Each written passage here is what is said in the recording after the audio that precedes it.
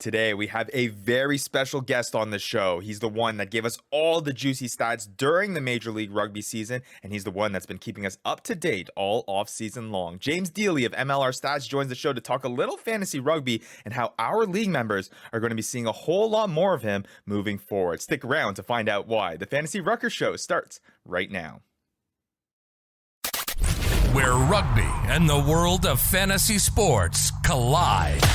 Welcome to the Fantasy Ruckers Show, bringing fantasy rugby to the masses, talking all things rugby from the MLR to leagues around the world. We're on top of it. Headphones on, pads off. This is the Fantasy Ruckers Show. Now, here are your hosts, Ryan Yee, Matt Yee, and Devin Vanderpool. What's up, everybody? This is episode number 46 of the Fantasy Ruckers Show. Thank you so much to our Fantasy Ruckers League members, our community members, and everyone else tagging along on this journey of trying to make fantasy rugby a reality in the MLR. I'm Ryan Yee, and with me, as always, Matt Yee, Devin Vanderpool. Guys, how's it going? Another week and another busy week in the MLR. How the heck are we 4 episodes away from 50? How does that even make sense? 50. Oh my! We're almost 50. half a century of episodes, guys. It's absolutely nuts. I got to be honest with you. When we started this, 46 more than 46 weeks ago, right? Because it was in the thinkings. We had to get a lot of stuff put on the air, get things sorted out.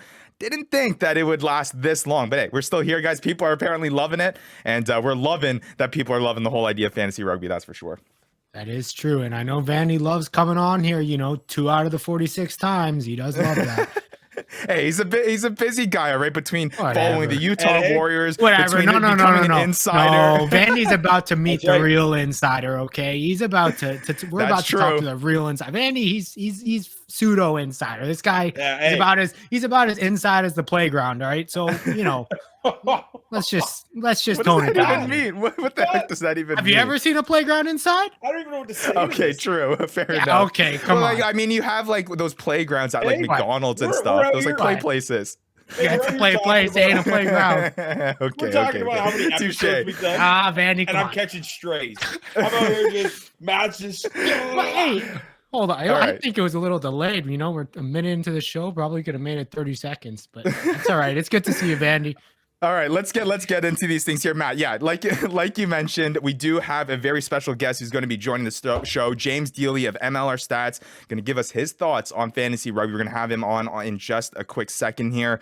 But hey, if you aren't doing it already, got to get the housekeeping stuff out of the way. Make sure you're following us at the Fantasy Ruckers. That is where you are going to hear the first thing about fantasy rugby in the MLR, whether that's following the official Fantasy Ruckers League, whether that's a prospect of open spots in the Fantasy Ruckers League. We had a couple open spots heading into this season, and there has been a waiting list that has been growing. So through that, we've been able to fill those empty spots and get this 2023 year going.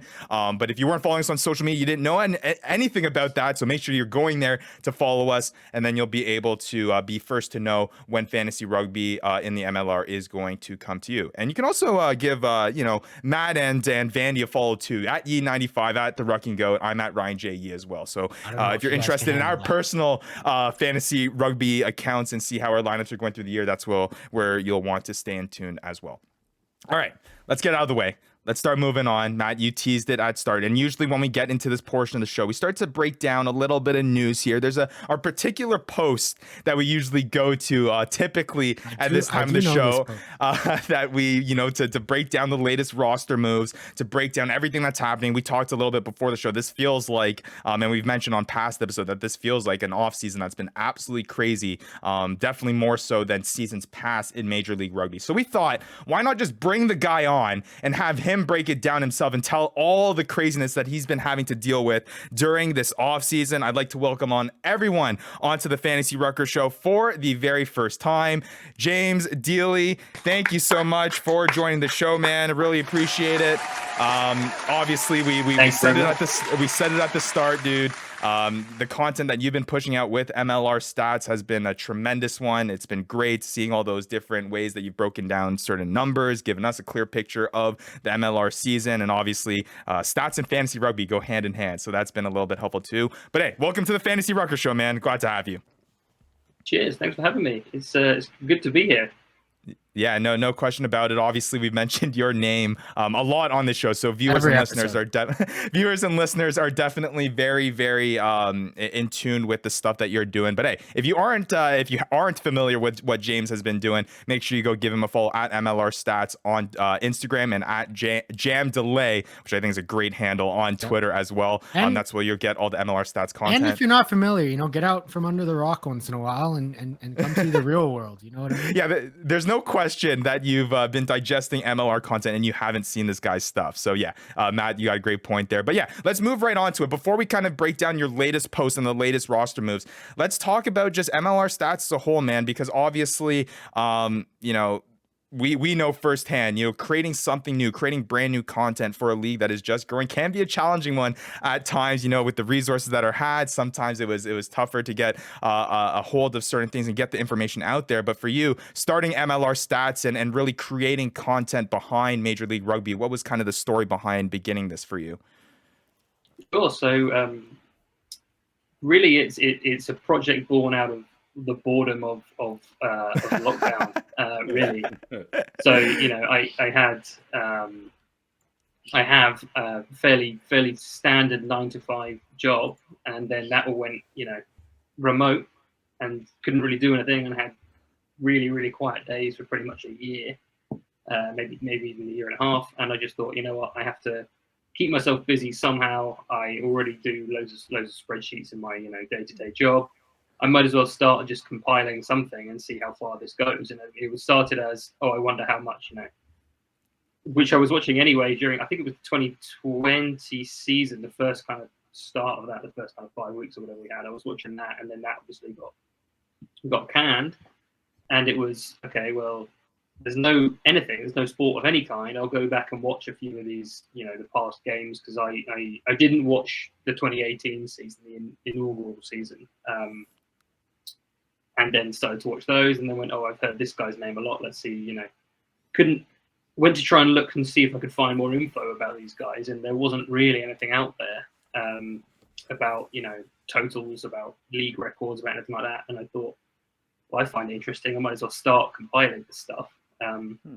So, at the time, I only had to go back and do 2 seasons, which wasn't too bad.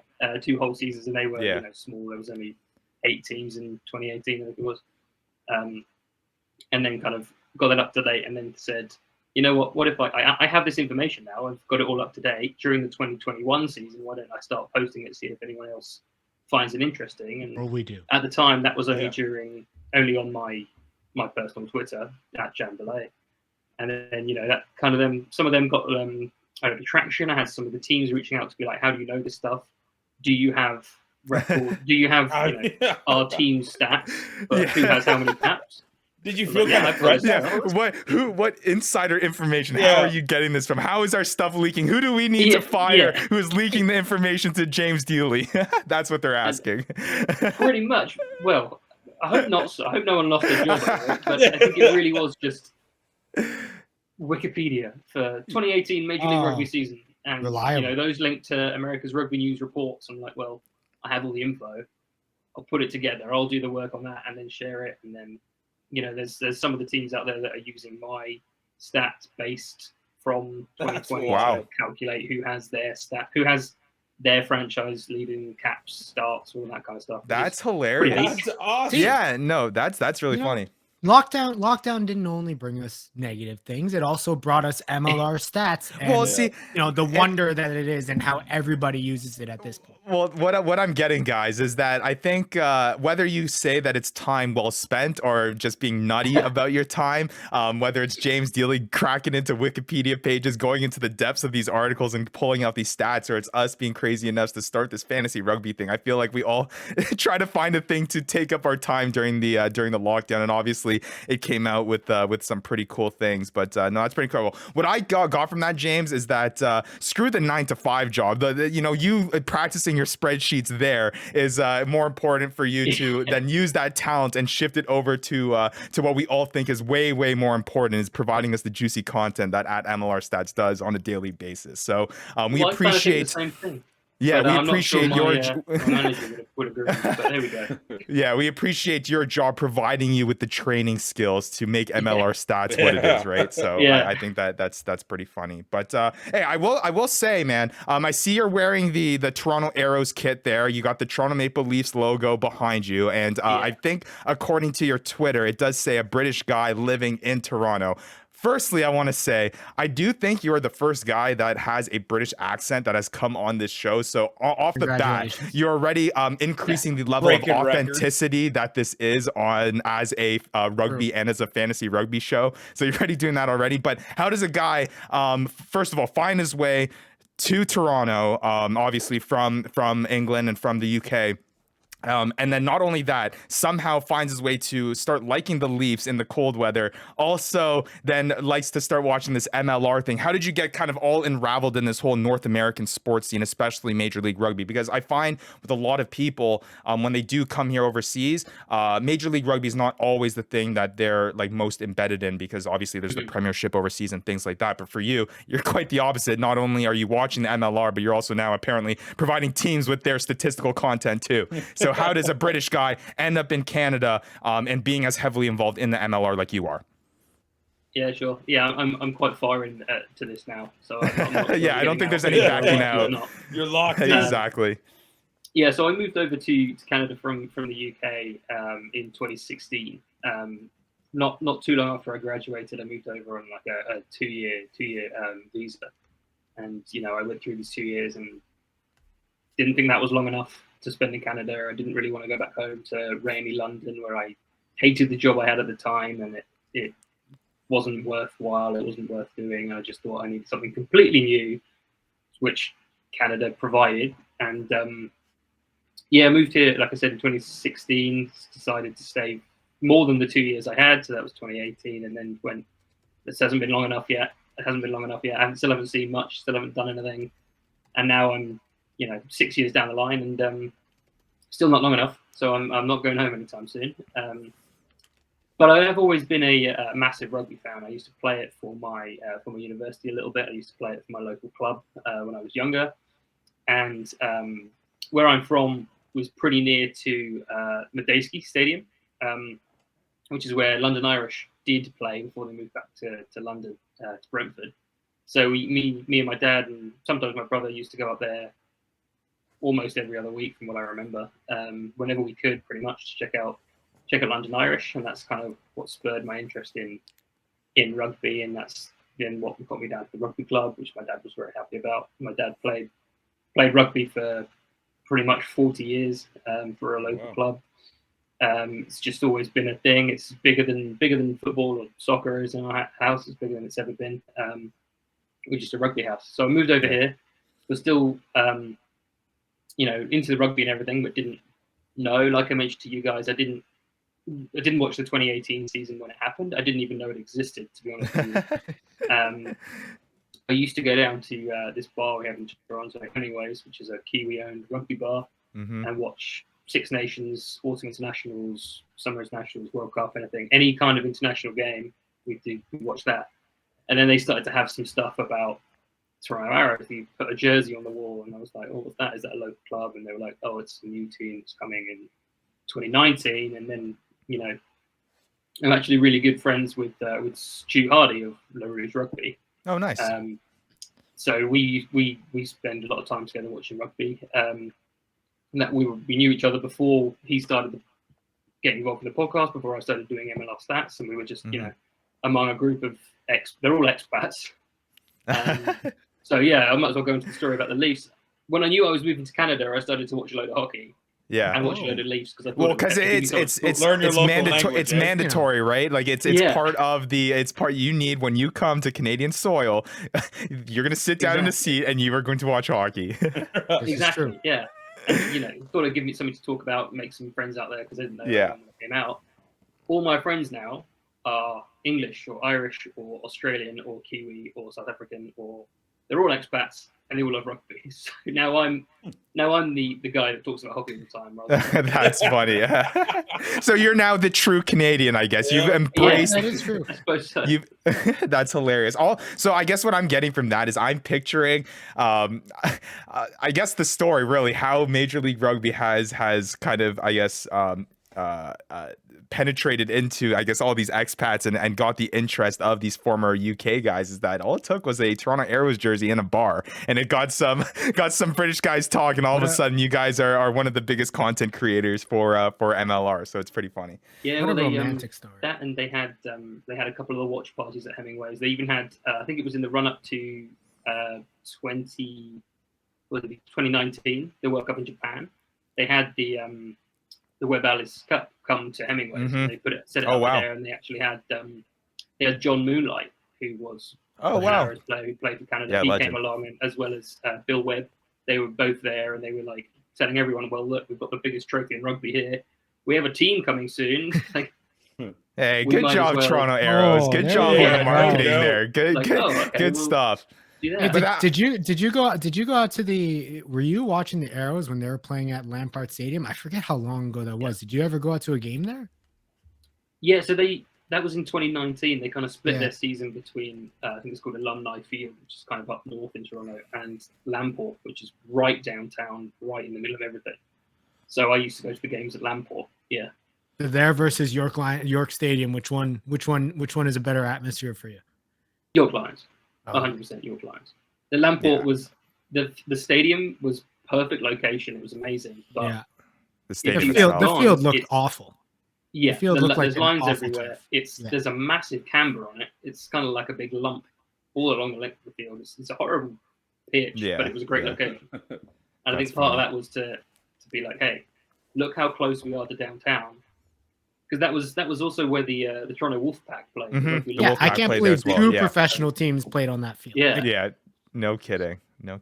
Get him to BMO. BMO would be sweet. I mean, we're obviously a few steps away from there to get to that point, but that would be, I think, the stage. I mean, it's not a far stretch. I mean, look at the stadium that San Diego's putting up. Right? I mean, exactly. I mean, it's not a far-fetched thing to think. It is true. I guess it's just filling seats, though. I have always been the proponent of seeing. At least when I'm watching on the Rugby Network or I'm watching on TV, I'd rather see a smaller stadium that's jam-packed than seeing a bigger stadium that has empty seats everywhere that doesn't look so good for the television product. But kind of leading, go ahead, Matt. Bill Webb's just got to put out a little dough for the BMO field, no big deal. It's nothing wrong with that. We just got to put up more. We got to put up more. We got to put up more jerseys in more expat UK bars. Get more people like James Deeley to come out to these games. That's you what can bring the Webb Ellis Cup to Toronto. You can do every anything. single time. Yeah, exactly. James, question for you here. Just hearing your conversation about kind of your time in the UK and obviously being a big rugby family there in a rugby house there. I guess you'd be the perfect person to ask. Comparing it now that you grew up obviously in the UK rugby system and now that you've spent, I guess, a handful of years here watching the MLR grow. Obviously, we're not at the stage in terms of the level of infrastructure and all that in terms of rugby and even popularity here in North America. We're at the same level of financial cheating, We're at the same level. Okay. There we go. Their own financial cheating. We've got financial cheating. We're very taking the replicating thing very, very seriously here. But just jokes aside, though, James, comparing kind of what the rugby that you saw in the UK and the professional side of things there to what you're seeing now in North America with Major League Rugby, what's kind of your kind of thoughts on that and your overall feeling with how the MLR has progressed so far? Sure. Well, the MLR, we're starting season 6 in 2023. It's still very, very young. A lot of these players are still not earning kind of enough to live on by itself. Whereas, there's hundreds of players in the UK that make a decent living, make even a good wage playing rugby. With the Premiership internationals, even the Championship players have pretty much decent wages. We don't have that yet. We don't have like any kind of 2-tier system. We don't have anything like that. But I'm starting to see kind of the emphasis on grassroots growing. I did a post probably a couple of months ago now about pathways to the MLR and highlighting kind of MLR sides, academy sides, and spoke to a load of the teams that are saying, yeah, we're actually in the middle of revamping our entire kind of pathway system. So a lot of them are adding age grade sides, a lot of them are adding kind of links to local clubs that are either youth clubs or local senior sides. So we're starting to see kind of the web growing. It's going to still be a couple of years before we see them yield any kind of results, I think. But it's a great place for those MLR clubs to find local talent, develop local talent, and hopefully get them into the MLR. I think it's a good story that the club should definitely promote and the league should promote, to say, hey, come and try rugby. We have a link with this team who've got an under 4 side that play touch. They don't know what they're doing, but it's fine. We get a rugby ball in these guys' hands. It's good. That's where Vandy would be at. Vandy would be on the under 4 side, running around not knowing Kicking where he's at. That's probably about my level too. Don't worry. What do you mean I can't throw this thing forward? Yeah, it's probably the biggest challenge. To be honest. But we're starting to see like the scaffolding go up that will finally and eventually kind of build the structure of professional rugby in North America. Sure, that's such a good point too. I mean, like the other thing that I'm seeing, and I brought this up with Ryan before, and I don't know, James, maybe you agree, but like the social media presence as well. I feel like this season, especially, the effort and the quality of what teams are putting out, like some of these, and I'm sure we'll get to later on, but some of these jersey videos, some of these schedule videos, I mean, some of this content, it seems like they actually are putting resources towards this. Some of this content just seems like they've really thought it out. They've really put time into it. And it's starting to feel more and more like a professional league versus a semi-professional league. You know what I mean? It absolutely is. Yeah, I agree. And I was actually speaking to someone from the Arrows about it a couple of weeks ago, and they were saying that right now it's quite easy to see the 1 or 2, maybe 3 sides that don't have year-round marketing people. They don't have people all year round. They have it during the season, and that's because now the vast majority of teams do have a presence online year round in the off season, and the 2 or 3 that don't, I'm sure you can probably guess, judging by those that have been quiet, they stick out now, whereas that was the norm a couple of years ago. Sure.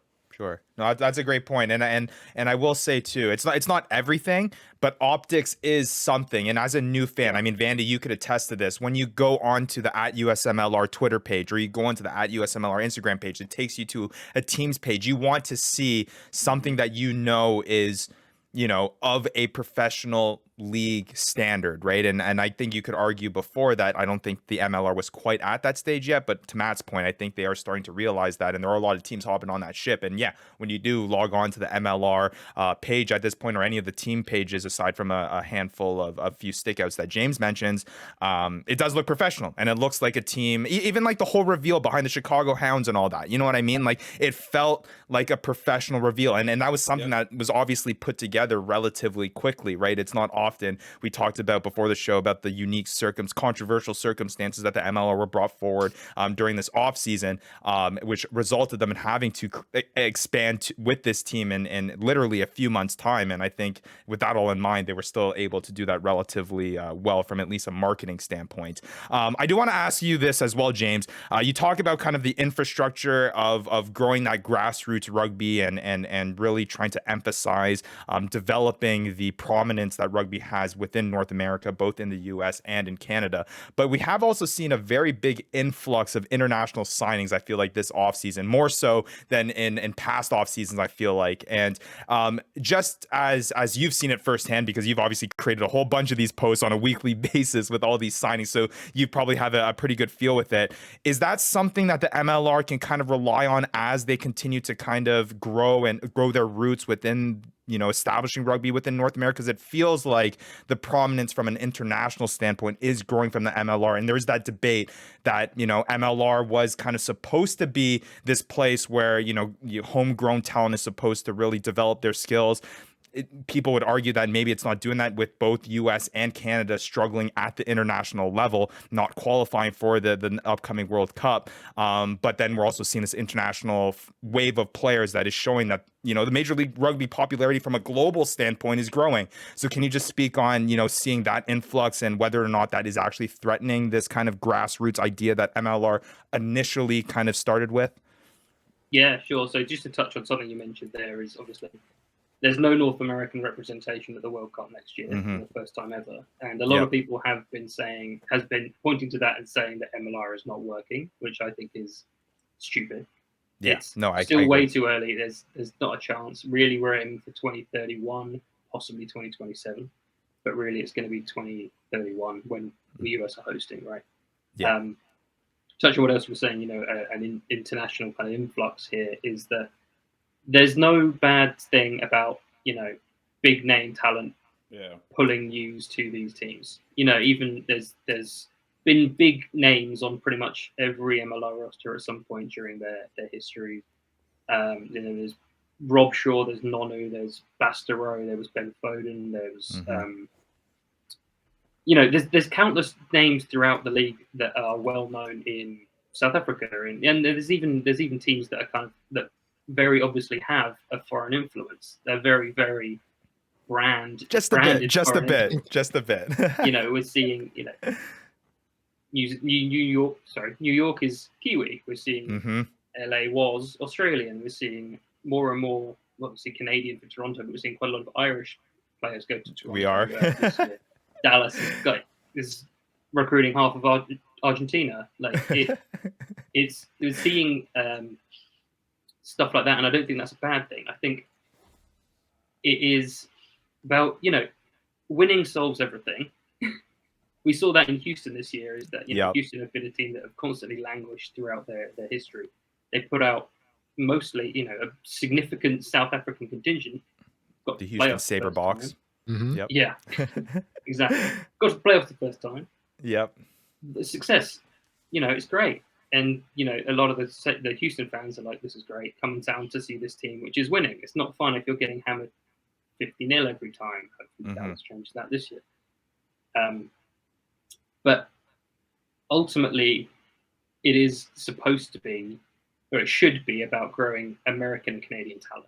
But I think, you know, the international sides, and I don't know if you're going to get to this, James, but like, just to throw the point and sorry to cut you off, but I was just going to say that the international signings, I think, if anything, help grow the younger development players. I mean, you bring an international guy into training, you bring a guy in like Nani, you bring a guy in, you know, who has professional experience, international caps.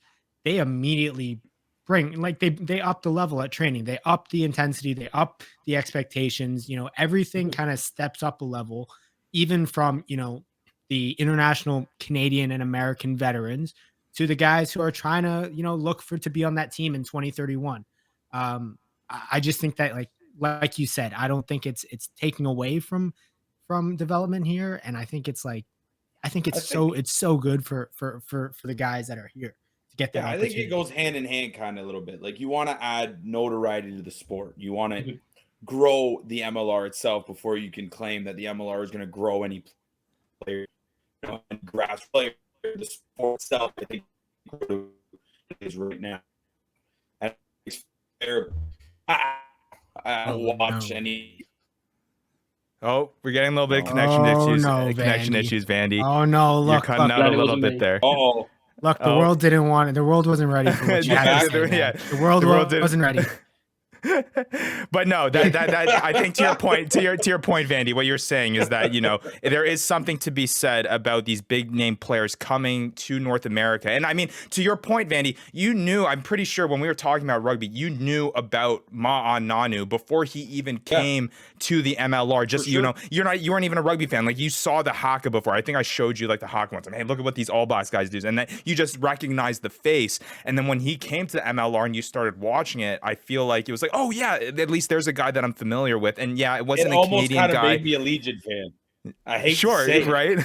There we go. But, you know, it may not have been a Canadian or an American player, which we hope gets to that point where we're starting to recognize, you know, high level and high profile Canadian and American talent. I think once we hit that level, that's when we really know that MLR is doing a really, really good job in terms of promoting these players and creating kind of this image for rugby that people can follow.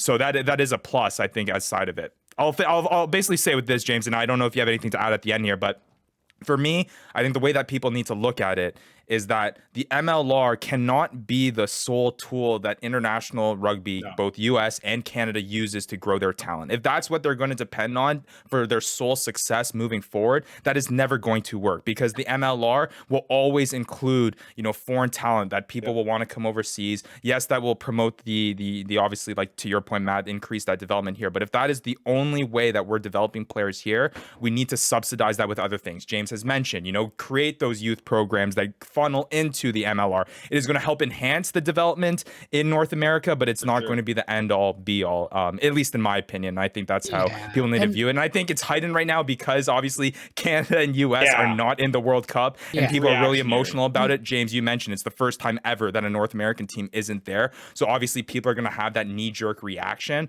But I think we need to hold back here. To your point, James, the MLR is still brand new, and I don't think we've seen the fruits of the labor yet from this league. And James mentioned it'd probably take, what, 2031, you said 2027. Like, you got to give this some time, man. Like, you haven't, I mean, it came in 2018. That's 5 years. So now we're talking, you know, only 5 years of development in North America. That's nothing. That's absolutely nothing. Basically a little bit more than a World Cup cycle. Like, that's essentially. And you know, I don't want to be blunt, but like, I'm going to be blunt and say that US and Canadian players I'm going to be blunt. Compared to the rest of the world, we suck. Our players are garbage compared to the rest of the world, for like the 99% of the players. If you're going to try and grow your talent, you're not going to try and, you know, the famous saying, iron sharpens iron. And, you know, we got no iron here in Canada. Diamonds cut diamonds. So, you know, we got to bring somebody in. Yeah, well, that's your point. There, we're bringing in a little bit of iron there into the MLR, and hopefully that will help promote. And it's smart that they limited it, right? Like you could. Yeah, I mean that's so many international. Like, it's not like you can just grow out and get a team. It is smart, but it's also it's a bit. You can trade those. So right. I would like to see that, you know, every year or two reduce. I think that's based on something that Brian Ray said on a Twitter space with Will a couple of weeks ago. Is I want 10 is probably too much. I'd like to see, because that's in a start and a match day 23, right? It's not on your roster. So well, I'd like to see that come down. Yeah, you're going to hope to see, I think, eventually that as to Matt's point, as the talent from North America, it continues to increase and the development continues to increase, that kind of balancing point between the reliance of having to bring in those big time foreign players is going to get reduced. And I'm not talking about, obviously, the MLR, and they've shown obviously evidence of it. They'll always be glad to bring in big names from across the world to really promote the league. I'm talking about cusp international guys. I'm talking about where there's kind of a decision to be made. Okay, do I keep this kind of guy that can be developed here? I know he's in the USA Eagles program. We want him here. We want him on American soil. Or do we kind of pivot to a guy that is maybe a little bit better, but maybe, you know, not significantly better?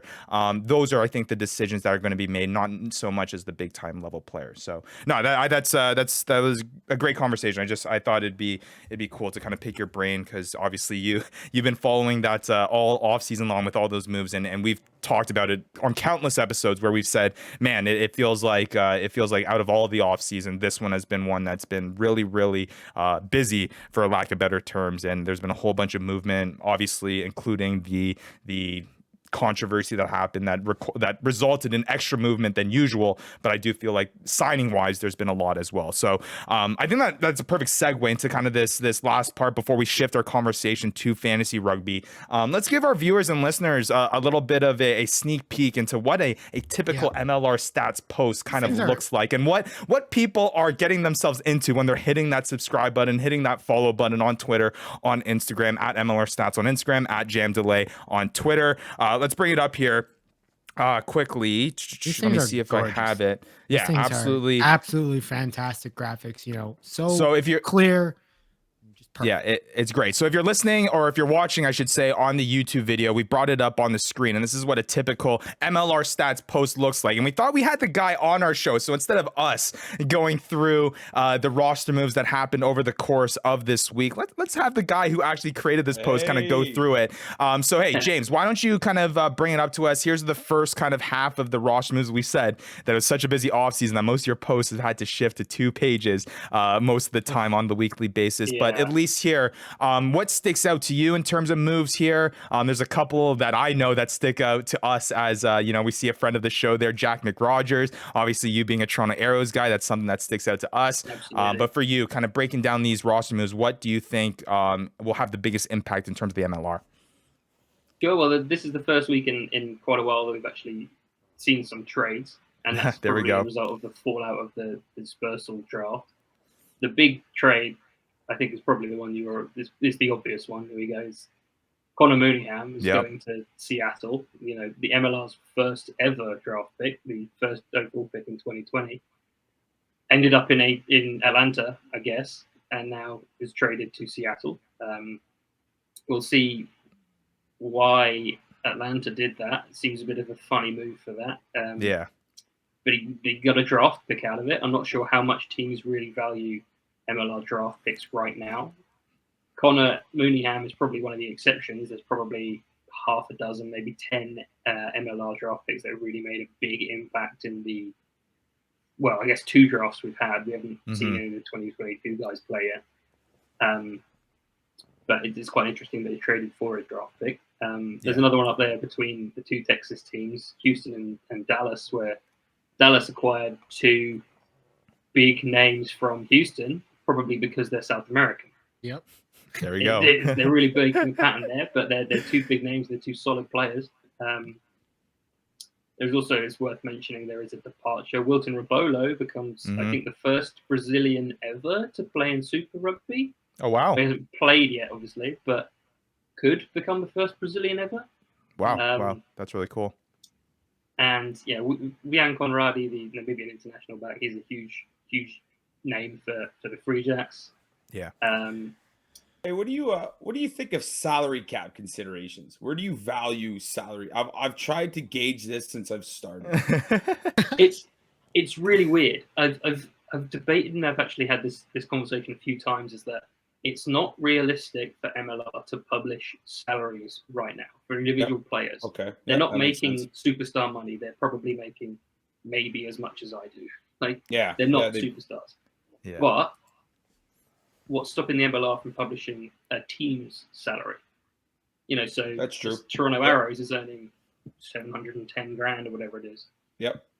So we know how much cap space they might have based on, I think it was 2020. We haven't heard any cap news in a while. I think it was $500,000 then plus $250,000 if they met a load of sort of initiatives like grassroots development academy, that kind of thing. Mm-hmm. So working salary cap of about $750,000, but we have no idea what it is right now. Yeah, you definitely wouldn't want to release salary, like individual player salaries. It would do more harm than it would do any good. And maybe the worry is too that releasing a team. And again, I would love to see the team's salary and stuff, because to your point, Vandy, when you see these salary cap considerations, like what the heck is this? It feels like teams are just like throwing it in there, just to throw it in there. But even when you see like a higher profile name for salary cap considerations, like what? Yeah. So maybe maybe if they were to publish what that salary cap consideration, or what those salary cap considerations were. Even a percentage, like a percentage would like, do anything. A percentage would be fine, Right. Yeah. I mean, my only counter argument would be that maybe the league is worried that people could deduce like backwards. You know what I mean? Like, okay, like if they are moving this percentage, let's look at the total and like we can figure out what it is. But again, I don't know how. Look at the UFC. The UFC has honestly got raked through the coals ever since they started publishing fighter money. And the thing is, that's that's a giant one. But it's the discrepancies. It's this. It's that. It's people chiming in, going, they're not getting paid enough for head injuries and yada yada. And I think never rarely any good to come from. Yeah, and it's abundantly clear. Like we know that these players, like at least at where the stage at which the league is at right now, they're obviously, like James mentioned, not getting paid a whole bunch of money. Yeah. Hopefully that changes one day. But yeah, again, I can't see the pauses of being able to release that. But yeah, it would be nice to be able to see some sort of way to gauge way to gauge. If you had any more insider information, if any of those guys. No, I wish I did. Here I am deeper in that hole, eh? Yeah. Well, just a couple things with these moves. Matt, what do you got to say? Well, I was just gonna say, while we're on the topic of salary cap considerations, Chicago, the new team, the Hounds, the Churros, the Hounds are making a couple moves, trading away international spots, getting salary cap considerations. Like, what are you seeing? Like, do you see anything material in that, or is that kind of just the team I guess, saying, hey, like I need money, I don't need international guys? Like, does this say anything about what we can expect from the Hounds, do you think? Yeah, well, the instant sort of reaction for me was, they're going for more domestic than foreign, because they're trading two of their spots away. But at the same time, in the MLR, at least, domestic players tend to be to put it crudely, a lower quality, and therefore probably demanding a lower salary. My thought there is maybe they racked up pretty good sounding squad from what we've heard about rumors from the dispersal draft. They might need to pay them a little bit more, because there's some big names that was rumored to be in Chicago. This is why we bring guys like James on the show, because these are the thoughts that I'm not smart enough to think about. My brain don't process that. But we'll see. Well, I feel like that's what a lot of this stuff is, with the way that kind of the early stages, with the way that the MLR operates. A lot of it is deducing and trying to figure out, okay, what is being not said, for a lack of better terms. How can you read between the lines? Type deal. So and just a couple things to kind of mention with these pages. Again, these posts are absolutely great, and if you aren't following already, make sure you are at MLR Stats, at James Deeley on Twitter. It's how you're gonna basically get all your MLR content, at least stat number wise and roster move wise, bundled up in a nice little place. First thing, for the Connor Mooneyham move, very surprising, obviously, because, like you mentioned, very first draft pick. To see him join a team that was in the past MLR final is pretty nuts to see, because Connor Mooneyham is an explosive player, and he's going to do really, really good things on the outside for the Seattle Seawolves. The only thing that I can imagine is that the Rugby Atlanta and Connor couldn't come to some sort of agreement. So with that in mind, then, and again, this is all speculation. So I don't got the sources that James got. I don't got the sources that Vandy's got. It appears to me, funny enough, kind of. You mentioned that sources. I put up the trade wire thing and said, "Oh, hey, there's a trade like on my MLR Stats thing," and Connor himself replied and said, after Seattle actually had to release the announcement, he replied and said that was actually kind of because of you, because you put it on there. They had to kind of push there. That is so. Look at you, man. Which I thought was pretty funny. You're beating people, even beating all the teams. You're beating the teams. Oh my! It was on the trade wire. Just you know what? The MLR's got to figure out their time, and James has got that watched like a nighthawk. Anything that's changing on that website, he's control R-ing that every 30 seconds, making sure that he ain't missing no moves. That's hilarious. I will say, I don't know if you're aware of this story, James, but at least from a fantasy perspective, and this is kind of a good way to shift into our fantasy conversation, is the fact that Steven, a league member in the Fantasy Ruckers League, he actually reached out to Connor during the season and was like, "Hey man, are you starting this weekend? I got a note so I can put you in my lineup." And Connor actually messaged back, and he was like, "Yeah, dude, I'll be in the lineup this weekend." So he's like, "Okay, I got Connor Mooneyham in my lineup." So I gotta draft Mooneyham simply for the interaction. Yeah, it sounds like Connor Mooneyham is a great draft pick to get yourself into the league. All I got from AJ Alatimu was just a like. You at least could have answered me or something. You know what I mean? Yeah. Well, all right. Before we get into the fantasy stuff, though, just a bit on these signings. I mean, Seattle and Nola Gold, these two teams are going all in this year. Mm-hmm. They are going all in. I mean, the Seattle Seawolves also just added Ronan Foley from the Arrows. And I mean, you have to replace a guy on steroids somehow. And Ronan Foley, I mean, is the perfect guy to do it. So, Seattle Seawolves. You're never going to let that go, man. Jordan Turner, hey, look, if you've got enough needles in your butt, then, it is what it is. Man. But Nola Gold, I mean, like Jordan Trainer coming to that team as well. They picked up Luke Campbell from the Hurricanes. I mean, this team is getting serious. Here, since you're talking about, I'll throw up the second MLR stats page there. But keep on going, Matt. Keep on going. Oh, I mean, just that's really all I had to say. But also, I mean, we're going to see on the second MLR page a little bit more examples of New England Free Jacks deciding that they're really investing in Canadian talent. So, New England Canadians, I don't know what to call them anymore. New England Canadians. They're pretty far away from any new, Free Jack. They're now just, Canucks or Canadians, Maple Leafs, Yeah. No kidding. But again, if you're watching on our YouTube channel, you can see the post up there. Again, it's so neatly put out. Great stuff there. Jordan Trainer moving from the Giltinis to NOLA. I think we mentioned that last episode. We also mentioned the Ben Lesage move. And a large part of that, like we said, on a weekly basis here on the Fantasy Ruckers show has been relying on these posts by you, James. So we really, really do appreciate it every week. Yeah, basically. So no, it's been fantastic. Hey, we said it. Let's shift now the conversation over to the fantasy rugby conversation. We mentioned at the top of the show that usually stats and fantasy, whatever sport you're talking about, go hand in hand. So when we first kind of got the idea here at MLR Stats, we've had conversations kind of throughout the seasons, and I thought that the best idea here as commissioner, as we had a couple opening leagues and there has been some inklings, is to introduce the stats man himself and get him in to the Fantasy Ruckers League. So let's make it official. James Deeley of @MLR Stats will be joining the Fantasy Rucker Leagues for 2023. All league members out there, be scared because he is coming hunting. Bro, hey, hold on. This you is were about to come in with Stone Cold Steve Austin. Boom. That would have been so sick. This is a bit unfair, don't you think? This guy is an expert in spreadsheeting. All right. This guy is an expert in MLR stat spreadsheeting.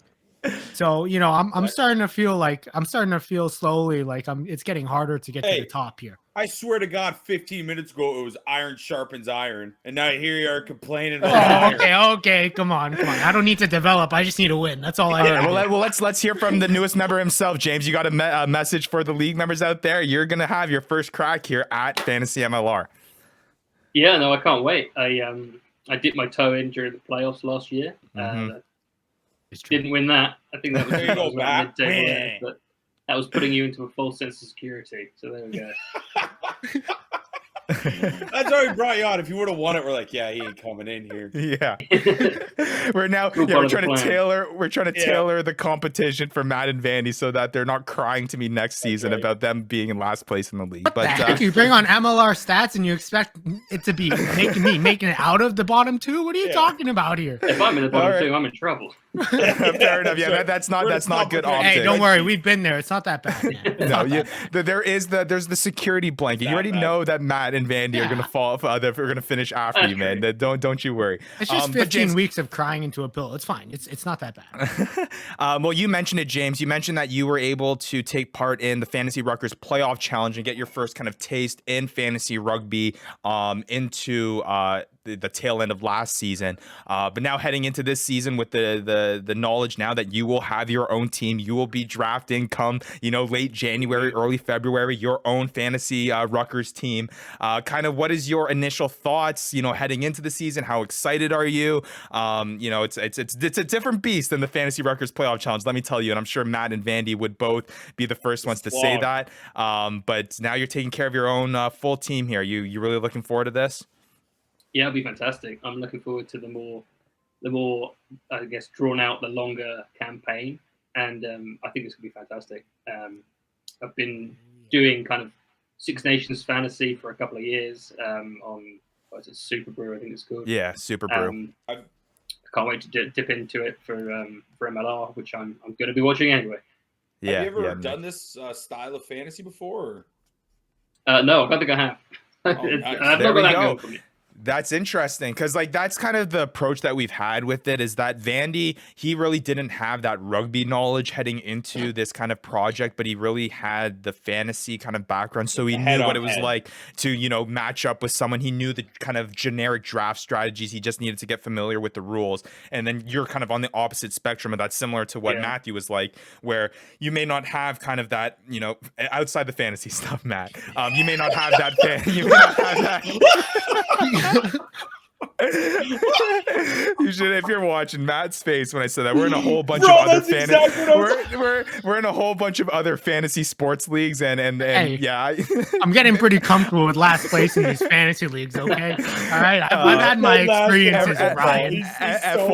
FYI, Matt is last place in our fantasy, our long running fantasy football keeper league. So as a side note, since this is a fantasy show, but I lost my train of thought there. What you were saying is that I think at fantasy and James Deeley. Well, no, so James, so you kind of have that rugby knowledge, so you'll be able to kind of use that strategy and input that with fantasy, and you'll have to kind of learn on the fly with some of the rules and stuff. So it'll be interesting to see how your approach differs from kind of that kind of background. So that'll be interesting. But yeah, Matt, what about you? I'm interested to see how you're going to use your knowledge of MLR stats to implement into your team. I mean, have you thought about that yet? And like, do you plan on really heavily kind of leaning on the experience you have with MLR stats into your team? And I don't know if you did that already with the playoff challenge, but is that kind of your plan with this? I bet you he has secret posts he hasn't posted yet that would pertain to fantasy that he's keeping under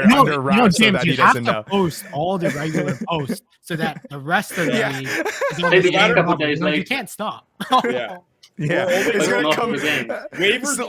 Waivers open the day after James posts the stats. Yeah, exactly. So if you delay it 3 days, waivers are opening 3 days later, James. So All right, no pressure there, man.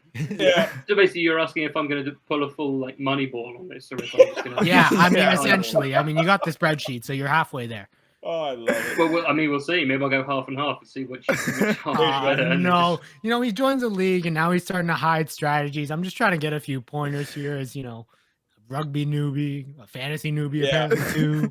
I'm going to hit James like half through the season, like, dude, I'm really struggling. I'm still really new to this. Who do you think I should get this The world week? doesn't want to hear what you have to say to anyone. No, he's gonna let you all burn, and I cannot wait to see it. And then let me tell you, James, I think that knowledge that, and we don't even know if it's true, but that knowledge of you. I mean, teams are coming to you, for goodness sake. Like the knowledge that you are going to have this kind of edge, this like, and it may not even be anything starting real, lineups but before anybody else. This aura that you are kind of the guru that will have the inside knowledge over everyone. Let me tell you, you got a whole bunch of people sweating in this fantasy Rucker leagues. Matt and Vandy, obviously, to say a couple, but I'm sure Steven is sweating. I'm sure Fitzy is sweating at Rugby Morning. I'm sure all the other guys are not necessarily the biggest fans of you joining the competition, James. But on a side note, they're probably pumped to be able. There you go. Iron sharpens iron. We ain't iron, Vandy. We ain't iron. When I was talking about Hokie being Adam Schefter, I didn't think you would go out and get Adam Schefter. Yeah, no kidding. It was no a kidding. joke, Ryan. Yeah, no kidding. That's remember funny. When we said that we're gonna try and get out of the bottom two this year? I don't think it's happening. Yeah, I'm doing Ryan keeps bringing in better and better guys. The comments doing like, I'm going to be the worst winner this year, and it's going to be terrible. I'm going to be the worst loser this year. It's going to be awesome. I can't wait. Well, nonetheless, regardless of how this season goes, fantasy rugby is just around the corner for the MLR. It's super, super exciting. Now, MLR Stats, James Deeley is going to be a part of it. Super, super exciting stuff. I guess we'll finish off the interview here, James. You got any, final words that you want to tell to the league members heading into this? Anything to get them kind of thinking here, get them a little scared, or hey, maybe you can take the nice approach and say, hey, James Deeley's here, and I'd like to introduce myself to you all. And I can send you my email. You can send me spreadsheets and stuff too. Okay. Oh yeah, much better. But yeah, any message for the league members? As you mentioned, they're not too keen on me joining. If they're out to get me, then I'm out to get them. There we go. I love it. Hey, I love it. Before you leave, James, who's winning the MLR Shield this year? Ooh, I like the rosters aren't even all there yet, man. Yeah, come on. That's ridiculous. James, do not feel pressure that you need to answer this. I said Nola Gold. I didn't hear you did make your pick, but just because you made your pick, Matt, if I can make my pick, I think the insider of insiders can make his pick too. All right. If anything, you could argue that his pick has more weight. He needs to really think this through because people are depending on his pick. True. No one's depending on your pick. Well, exactly. I mean, people usually fade what I say. So that is funny. Hey, all James, right. Well, where's Utah going to finish? Last.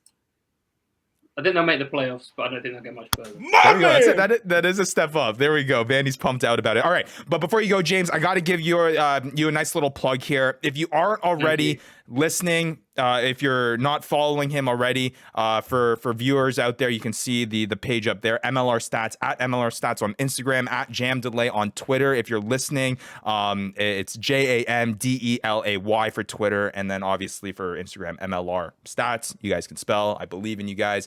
Make sure you guys are following it. Super great content. He's been helping us out all offseason long with keeping track of the crazy roster moves that have been happening, and also really interesting content as well, stuff that you really wouldn't think about. I mean, James, you just posted that one not too long ago about the MLR team of the week, and how that all works in terms of the teams that had the most team of the week selections, the players that had the most slotted in those spots. Really, really cool stuff. So kind of just things to kind of keep your MLR brain churning during this offseason, and I'm super excited for all the great stuff that's going to be happening in season as well. So again, James, appreciate all that you do. For those of you listening and watching, make sure you're giving him a follow.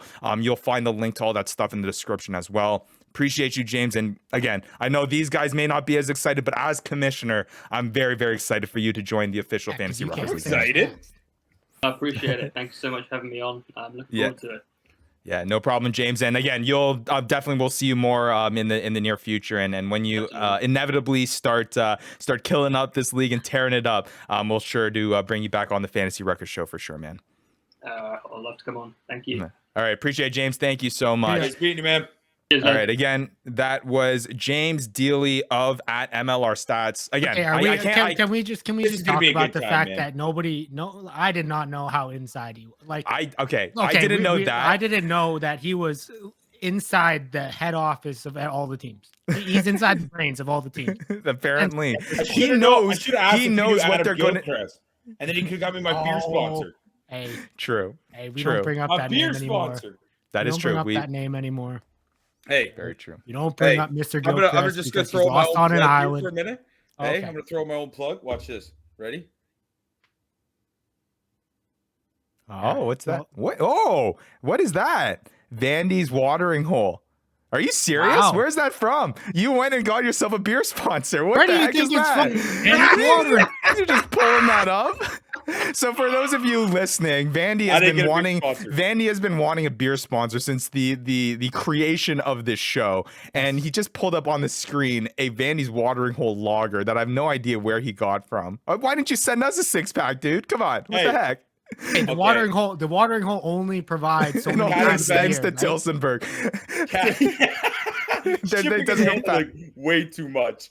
Yeah, I can't get that here. All right. Well, I just got to say, super awesome stuff by James there.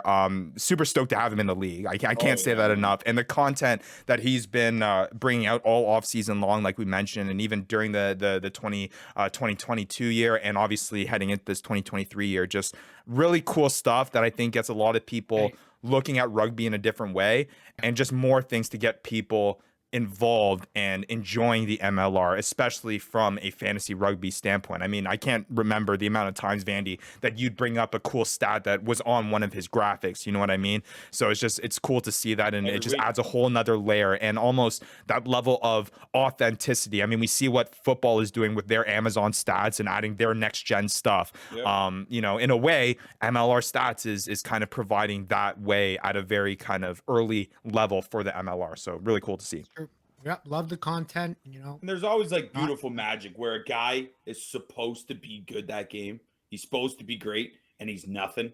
And then a guy who's supposed to get dumpster fired that week is just hammers on like a 3-try game or whatever. And it sounds like MLR Stats. I think James might know who those guys are more often than not. That's what I was gonna say. Yeah, I love the content, but I don't know. I think JJ. I think Rugby Morning. I think me. I'm all right. I'm cool as a cucumber. But JJ, those guys got to watch out because he's going for the jersey. I'm pretty sure he's going for the jersey. No, he is going for. I should have asked him. Dang, I forgot to ask him. I forgot to ask him what he thinks about our championship jersey, but well, we'll have to ask him next time. Nonetheless, though, really stoked to have James Deeley join the Fantasy Ruckers League as we start to solidify this thing heading into this 2023 year. With that and all of the speculation of people joining the league, again, make sure you're sending us a direct message if you have any interest. You may not be able to get into this sole league that we have, but as soon as we're able to expand this thing, you will be one of the first people considered for those open spots. We do have a wait list growing. A lot of people want to play fantasy rugby, so make sure you are reaching out to us. Make sure you're following us, liking, subscribing to our channels, and you'll be first to know when fantasy rugby is able to come to you. And with that, there's been a whole bunch of questions that have been coming in with the prospect of new members about how this thing actually works. And I think it's been a long time, guys, since we've talked about how our Fantasy Ruckers League or how Fantasy MLR really works. So we're bringing it back. Hashtag Ask TFR Show question as I'm a little bit out of frame there. Hold on, let me bring myself back there. That's all right. There we go. Hold on. Hey, I can hold on while you're doing this. I can answer the question. Look, this is how the Fantasy MLR works, right? Yeah. So you come into the league, you see Vandy and I there, and you look at our teams, and you go, "Whoa, they picked those guys." And then you look at them and you see that we're in last place, and then you realize, oh, okay, that's why they picked those guys. Oh, I'm way better than those guys. And then you end up on top of us in your first year of the league. So that's how the Fantasy MLR works. And yeah, if you want more questions, I can answer them for you anytime. Dang, the journey of MLR stats really put a hammer. There was so much optimism heading into this year, and now it's just it's taken a turn for the worse. But you know what, you're right. I shouldn't let other fantasy leagues hamper my enthusiam. Yeah, you're right. We're not going to talk about the fantasy football league, but yes, hashtag Ask TFR Show question for this week. And again, if you have any questions with regards to fantasy rugby, fantasy MLR, how it works about the show, make sure you hit us up on Twitter, Instagram, even our Discord channel as well. Use the hashtag Ask TFR Show, and we'll hope to get your question on the next episode. If you DM me your give question, you that answer, I'll guarantee it gets on the show. I will. I don't know about that. You have to DM me though.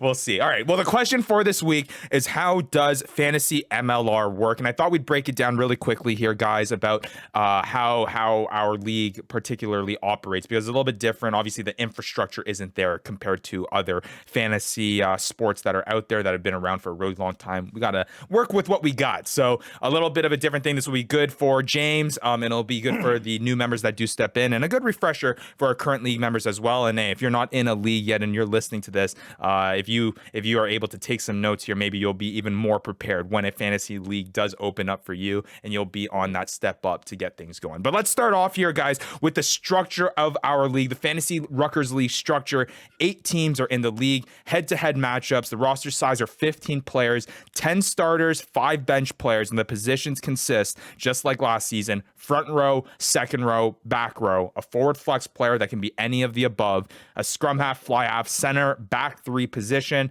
and then a back flex that could be any of the flex positions, and then a set piece and a defense. Quickly, guys, your kind of thoughts on the notion of this kind of format and the format, the big head, the format that this kind of pertained to, I guess, last season. Anything that new members need to look out for with regards to this here? Yeah, scrum halves. Scrum halves. Yeah. Scrum halves. That entire position. Come up. No. What do you mean? No, but hey, like, I think you're going to try. I think going into it, don't overcomplicate it. Yes, some positions, you need, there's a bit more shallow, but, get the guys that can get you points. Don't worry too much about position. I made that mistake, and look where it got me, So don't do as I do, or do as I say. Don't do anything that I do or say. You know what I mean? So that's how Fantasy MLR. I would say a little bit to Matt's point, don't just fill the position because you don't have that position. Don't just take a second row because you're like, oh wow, I'm 5 drafts in and I haven't taken a second row yet. That alone, moves like that, that'll bite you. And then make sure you have like high scoring positions. Have a couple of them. Have maybe 1 or 2 centers, have a couple back rows. Yeah, just things like that. Stack up on the heavy hitters. Yeah. rather than and having get a 5 second scrum row half players like that plays plays the damn game. Old and younger wasn't cutting it for you last season, Vandy? And yeah, I guess to Matthew's strategy, don't collect 5 different second row players because that clearly didn't work. All right, shifting over now to the scoring, and again, all these tips are based off of the scoring format. Oh, we're bringing it back. Don't worry. The scoring format from last season. Again, we don't have confirmation yet that we will be introducing the stats that we have been breaking down this entirety of this offseason. Again, the goal is to add breakdown steals, tackles, meters gained as best as we can, but obviously that is only going to be possible if we are able to get a hold of those stats in particular. So until then, we are going to go on the assumption that we will be returning to the same stats that we had last season. So until we have anything solidified, this is what we're going with as of right now. And I want to remind all of our league members once we have the members solidified in our league, we will then do kind of like a town hall type thing where league members will be able to introduce any differing rule changes, point changes, adding any scoring types that are feasible with what we have. They'll be able to bring that up, and we'll be able to bring it up to a league vote to see if there's anything we need to add in addition heading into the 2023 year. Just really good commissioner stuff that I've learned over the years based off of, all my expertise when it comes to fantasy sports in general. Right, Vandy? Really, I'm pretty sure I heard Nick say in our fantasy football league, because for you guys listening, I am a commissioner in our fantasy football league. That's I'm the best commissioner ever. What can I say? What can I say? Before the people look. No, we don't need to say anymore. I'll just leave it at that. That's where I got everything handled here. I got everything handled. So for those of you listening, a try is worth 5 points. Try distance, again, this is only if the meters that are in a result of a try, 0.1 points per meter. We also have try assists worth 2 points. Conversions and penalty kicks, I thought worked really, really well after we changed that ahead of last season. Originally, we were going to go into the year with 2-point conversions and 3-point penalty kicks, just as they're valued in the actual game itself. We thought that was a little bit too high, so we shifted that to 1 point and 1.5 points respectively. We also still have the minutes played bonuses, so 0.5 points for 70 plus minutes played, a full point for 80 plus minutes played.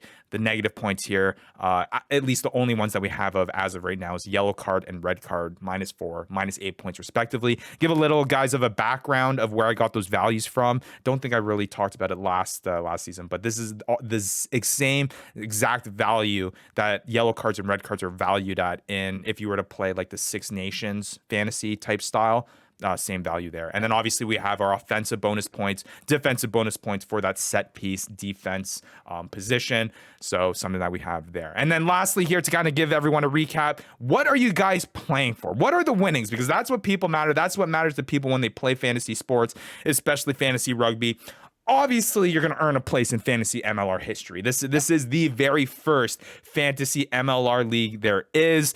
This is the pilot league to make fantasy rugby a reality in the MLR. So there's no doubt. John has already done it, etched his name on the Fantasy Ruckers League championship jersey, that where his place sits in fantasy MLR history. If you win the league, you get your name up there as well. We heard last episode, John Fitzpatrick of Rugby Morning, his sole goal is to get his name on this jersey back here, and we'll see whether he does it. John did reply on Twitter and said, I'll have something to say about that back-to-back championships he's going for. So interesting enough. And this may change, but this is what we did have last year. Going into the playoffs, the teams were able to select a charity of their choice that they were playing for, and then at the end of it, whoever won would get a $100 donation to that charity. And then again, like I mentioned before, by just being a part of the league, everyone's winning in this league. All 8 people are winning. You're being a part of making fantasy rugby a reality in the MLR. So even if you're finishing last, like Matt and Vandy, like they did in 2022, hey, there's only one last place. True. No. We shared it, Vandy. We shared it. What do you mean? They could say that they are both been a part of making fantasy rugby a thing here in the MLR. Way to go, Vandy. Helping it continue. You finished last place last year, and you're still helping. You're still winning. I've heard I finished it last one too many times and realized I didn't finish it last. Yeah, we're no. Together we finished it last. It's the Stockholm syndrome. We're just like telling it to you to make sure that once you get there you go. Together, Vandy, we did it, Vandy, but we did it together though. It was a journey. All right. Well, I just want to quickly wrap up the show here, guys. And again, for all of you that are listening, that's kind of how the league is operating at this point. If you're a current league member, we will be sending you out more details as a refresher to kind of make sure that you guys are all on the same page with regards to how pickups operate, with how waivers operate, how you get your starting lineups in, and things like that. Obviously, we're still working with a system that is not the most, I guess, modern in terms of fantasy sports. We don't got, the crazy Yahoo apps or the ESPN apps. Yeah, well, they Am don't I have modern? You're modern. You're the modern machine.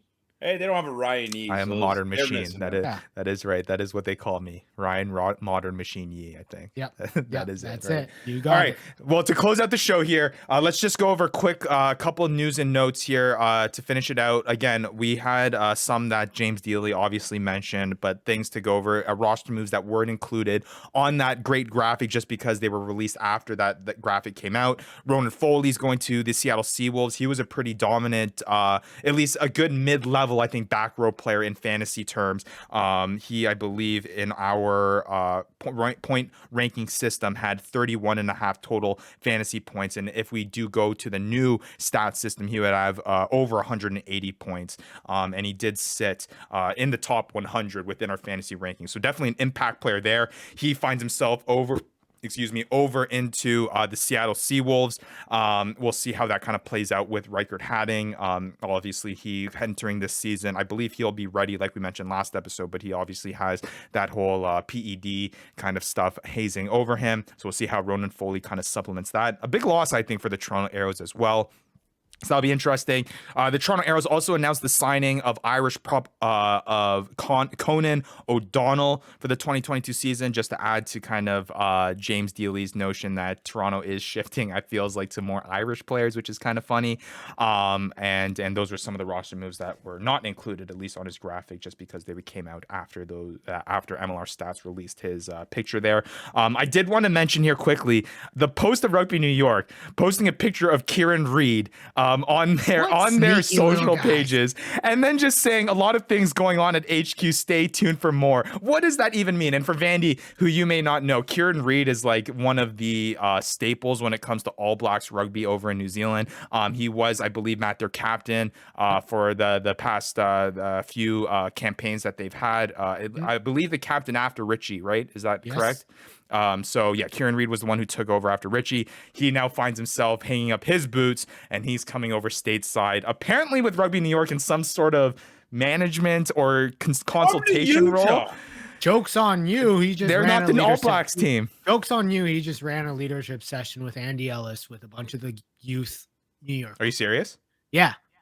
Are you actually? Is that actually what happened? What do you think? Do you think I'm? Where would I come up with that? I don't know. Where would I come up with that? Please. My insiders. No, that's why. Who told you that? That's why this is so crazy, because New York posts a picture of him with the ball saying, "Oh, things happening at HQ," and then the next post is Kieran Reid and Andy Ellis talking to a group of New York local rugby coaches talking about leadership. That's not big things happening at HQ, New York. Put a disclaimer on the screen. Put a disclaimer on there. We don't have one. You just got to say it. Matt said it, so it can't be true. Didn't. Well, come on. Hey, look, it might have come from the New York Twitter. Just saying. It might have. But yeah, if that's actually the case, it is the case. I didn't see that on the Rugby New York Twitter. So that is a big bait, and that is a live time reaction about. I really thought that'd been really cool if Kieran Reid had some sort of consultation role with the thing. So that was interesting. All right, last thing here before we wrap up the show. I know this episode is going a little bit long. We need to get your reaction, Vandy, to the release of a very, very cool looking kit. And I'm teasing it a little bit here because for those of you listening, we will have an episode in the future that breaks down and reveals all the kits. Once all the teams post their uniforms for this 2023 year, you'll get the Fantasy Ruckers reaction for that. But Vandy, you're the in-house Utah Warriors fan. What did you think of those jerseys? I mean, how slick were those? Get you pumped up a little bit. Nice are those white ones, eh, Vandy? With the lines that kind of go across and then they meet cross grain like Crossroads? That. Crossroads cup? Dude. The Crossroads on the jersey? Oh, dude. They really went literal with that. Yeah. Well, even when they, like, I watched their announcement video or whatever, and they were pretty hype on that. They were like, the Crossroads or whatever. And then, then they went into the jersey. Oh, Well, we got you a training top, right? We got you a training top for the Utah Warriors. So the next thing on this list is to get you, I think, one of those 2023 year jerseys, because I want to see that on you, because it is going to look nice on this show, especially coming off of a big fantasy rugby win over one of these guys. That would look pretty nice. I'm painting that picture. It looks pretty cool to me, at least. You know what? I like that picture. Yeah, damn right you do. All right. Well, as we close out the show, anything you guys have left to say? Thank you again to James Deeley for hopping on the show. MLR Stats has been fantastic, even before they were before he was kind of associated or helping us out at all, or even joining the league. So we're super excited to have him join the official Fantasy Ruckers League, and super looking forward to all the other content outside of the fantasy lens, just MLR content in general that James will be coming out with, I'm sure, through the entirety of the 2023 year and beyond. So make sure you give him a follow at MLR Stats, at James Deeley on Twitter. You can give this guy a follow at Yee9to5. Give Vandy a follow at The Rucking Goat. I'm at Ryan J. Yee. For the boys, for Matt Yee, for Vandy, for Ryan Yee, we are the Fantasy Ruckers, and we will be back next week for a very exciting announcement, let me tell you. So you won't want to miss it. We'll be back. Go Birds. You've been listening to the Fantasy Ruckers Show, bringing fantasy rugby to the masses, covering everything rugby from the MLR and beyond. We hope you enjoyed the show. Make sure to like, rate, and review, and be sure to tell all your friends. We'll be back soon, but in the meantime, connect with us on social media at the Fantasy Ruckers. Till next time, this is the Fantasy Ruckers Show, signing off.